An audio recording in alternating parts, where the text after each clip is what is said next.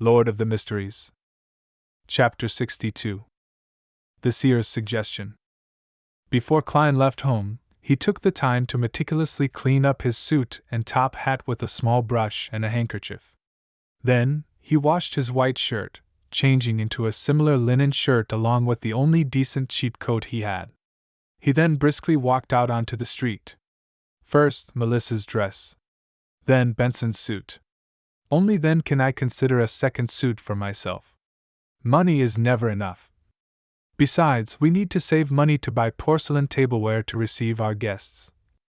Plus, I have to save money to buy a variety of materials related to mysticism. Klein sat on the public carriage and took note of the financial status at home. The more he did the math, the more he shook his head. He reckoned he needed at least a year to let himself, his brother, and his sister live as a middle-class family. Of course, that was without taking promotions and pay rises into consideration. The public carriage drove past the streets and stopped opposite to the Divination Club on House Street. Klein pressed down on his black top hat and hopped off the carriage. He walked along the familiar street and entered the club located on the second floor. He then saw the beautiful brunette, Angelica. There was a hint of swelled redness to her eyes, but she looked extremely relaxed. Klein raised his hand to tap his glabella lightly and carefully examined her. He found out that the grayness deep in Angelica's emotional colors had greatly dispersed. It had been replaced with sunlight-like whiteness. After taking it in, Klein walked over, took off his hat, and smiled. "Madam Angelica, it's a lovely day today, isn't it?" Angelica lifted her head and was briefly shocked. She then beamed and said, "You are just like Mr. Vincent's cat. You don't make any sounds while walking, do you? You managed to tell? Hee, I forgot that you are a fortune-teller skilled in face reading." She paused, then she gently bit her lip before bowing. "Thank you. Thank you for your suggestion yesterday. I feel much better. I haven't been this relaxed, happy, and contented in a year." Upon hearing her show her sincere gratitude, Klein was infected with the joy and happiness she had. The corner of his lips lifted, and he said, "It's my pleasure." As he spoke, he could feel his spirituality relax and turn livelier. Is this what the Seer potion wants? A seer that can really help the inquirer? Klein pinched his glabella as though he was thinking before secretly tapping twice. It had to be said that he found the action of activating and deactivating his spirit vision in practice insufficiently inconspicuous. However, the problem was that he hadn't thought of a better solution yet.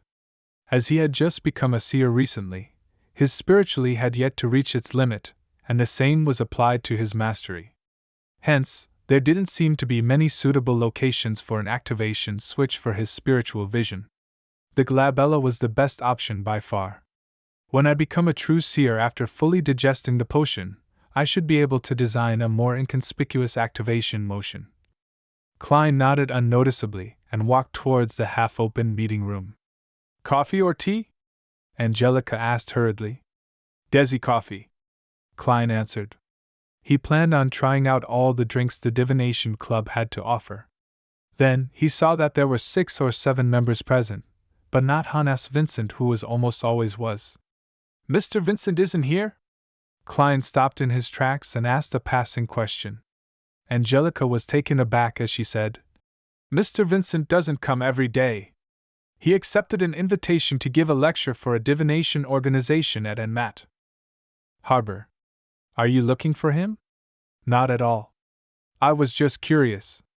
After all, I've seen him every time I've come here." Klein shook his head with a smile. Meanwhile, he realized that there was a familiar face among the 7 members present. Glassy, who had divined for him before, was present. Glassy was reading some information on the table with his monocle when he suddenly sensed someone looking at him. He lifted his head and cast his gaze. Obvious joy suffused his face as he propped himself up with both hands and stood up. He dashed towards Klein and stopped before him. "Good afternoon, Mr. Moretti. I have been wondering if you would come today. I heard from Angelica that you are not a doctor, but a fortune-teller who is good at face reading?"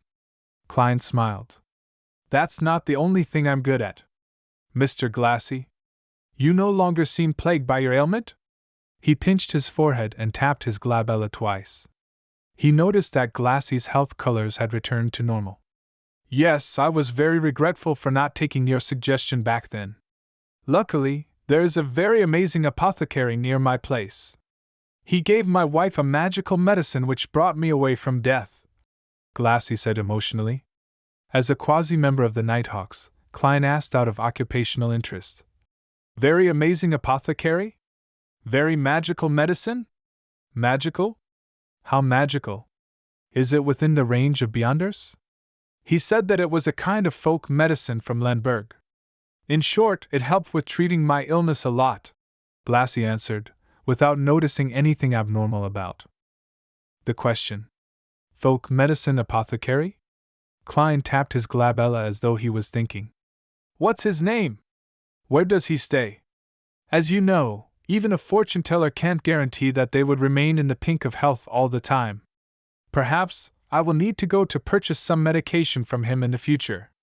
Klein learned from his teacher and classmates that the current health system in the world was in a nascent state.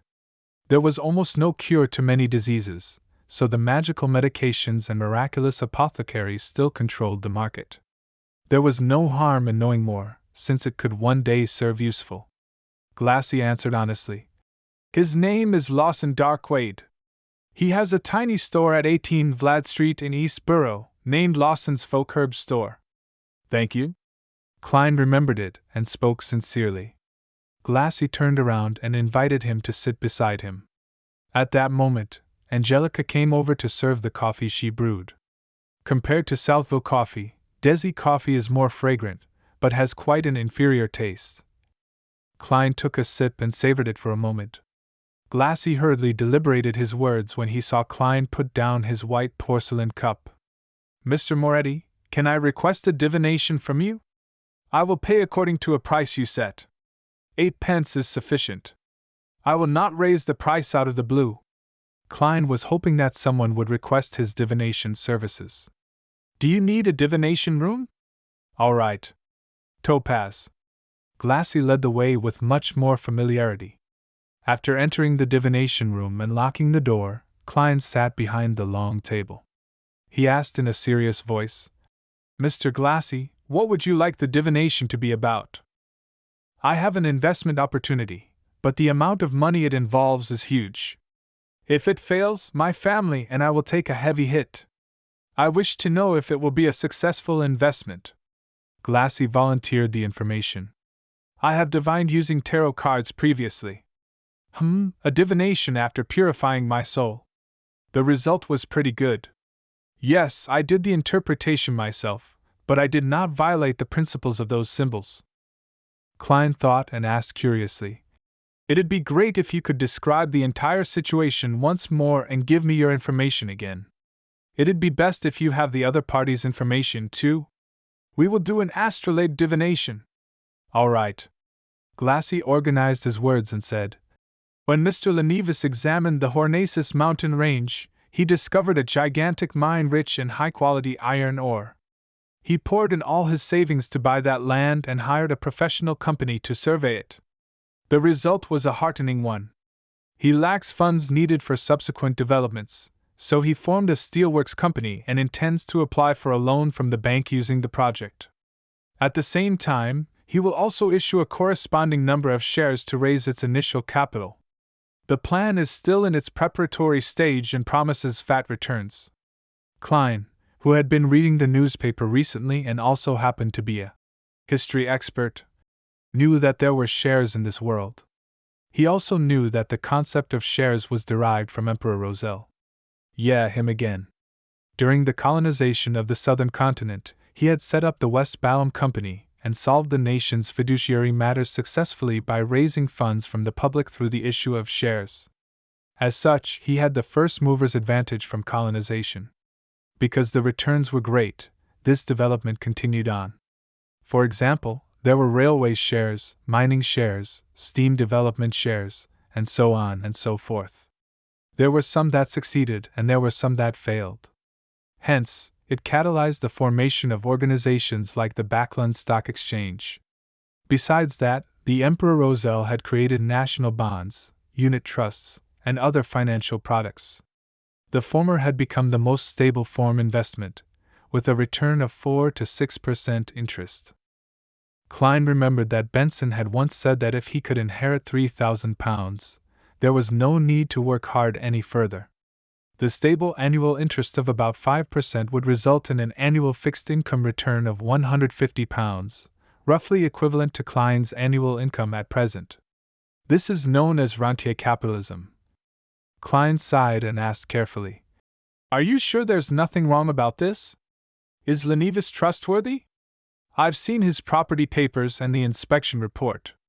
There is the Civilhouse County government stamp and an endorsement of a professional company. Plus, inside Mr. Lenevis's office is a group photo of him with Sir Deweyville and the mayor." Glassy nodded in reply. "Group photo? That doesn't mean anything." Klein, who was born in an era of information explosion, had seen too many similar incidents. He didn't buy the story because of that. However, it didn't matter if he believed it or not. He could only pick up a pen and draw a corresponding astrolabe according to the crucial time and information that Glassy had provided him with.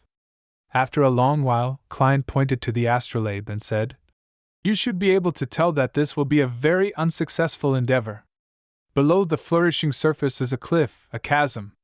My divination suggestions going around it, to avoid it." Glassy fell into silence, his mouth turning agape a few times before he closed it. A few minutes later, he said with a rueful smile, "I'll consider it carefully when I'm back." Upon hearing this answer, Klein could only shake his head with a silent sigh. He realized the helplessness of a seer. A seer could only give suggestions and not make the decision for others. Just as the two left the Topaz room, Angelica walked over and said, "Mr. Moretti, someone wishes for your divination." When she said that, she added with a whisper, "He did not ask for my recommendations. Nor did he view the album." "Has my reputation spread?" Klein turned towards the reception hall in puzzlement.